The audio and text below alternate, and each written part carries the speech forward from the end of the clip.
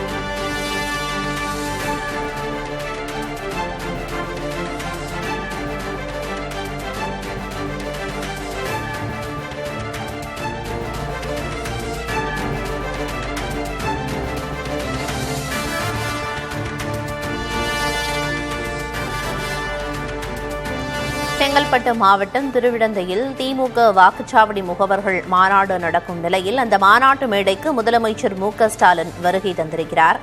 அவரை திமுக நிர்வாகிகள் மேடையில் வரவேற்ற காட்சிகளையும் பார்த்தோம்.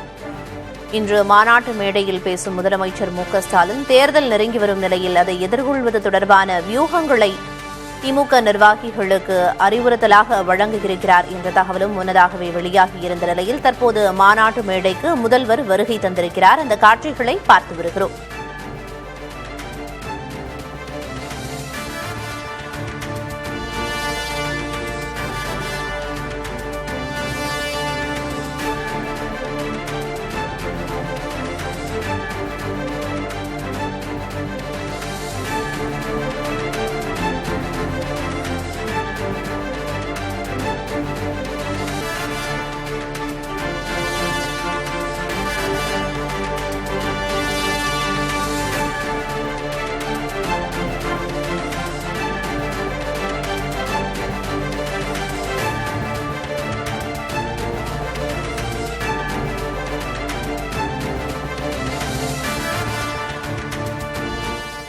செயலர் சகோதரர் சாமிநாதன் அவர்களே, மண்டல பொறுப்பாளர்கள் மாண்புமிகு அண்ணன் எம்.ஆர்.கே. பன்னீர்செல்வம் அவர்களே, அண்ணன் ஆர். ராசா அவர்களே, மாண்புமிகு அமைச்சர் பெருமக்கள்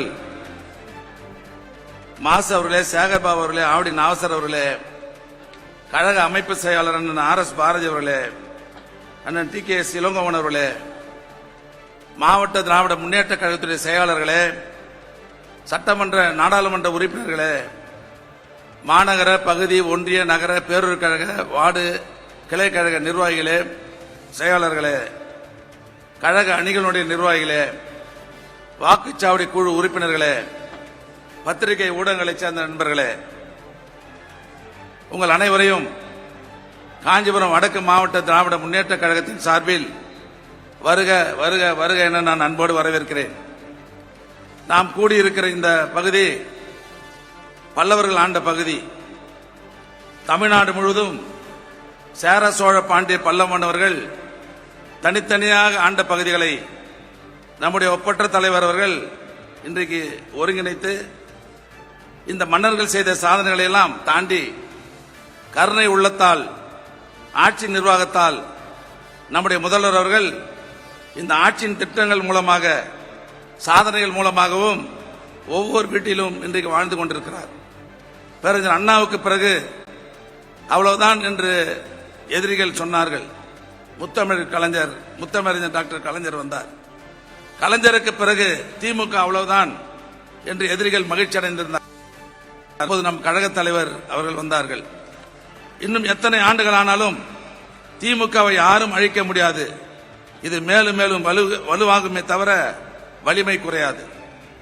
ஏனென்றால் இது மக்களுடைய தேவையில் இருந்து உதித்த இயக்கம், தமிழ் மொழியை காக்க பாடுபடுகிற இயக்கம், தமிழ்நாட்டின் நலனை பாதுகாக்கிற இயக்கம். இந்த இயக்கத்தில் நாம் எல்லாம் செயல்படுகிறோம் என்பதே நமக்கெல்லாம் மிகப்பெரிய பெருமை. பேரறிஞர் அண்ணா காலத்திலும் முத்தமிழறிஞர் டாக்டர் கலைஞர் காலத்திலும் எதிரிகள் கொஞ்சம் நாணயமாக இருந்தார்கள். மாநாட்டு மேடைக்கு முதல்வர் மு க ஸ்டாலின் வந்த நிலையில் மாநாடு தொடங்கி இருக்கிறது.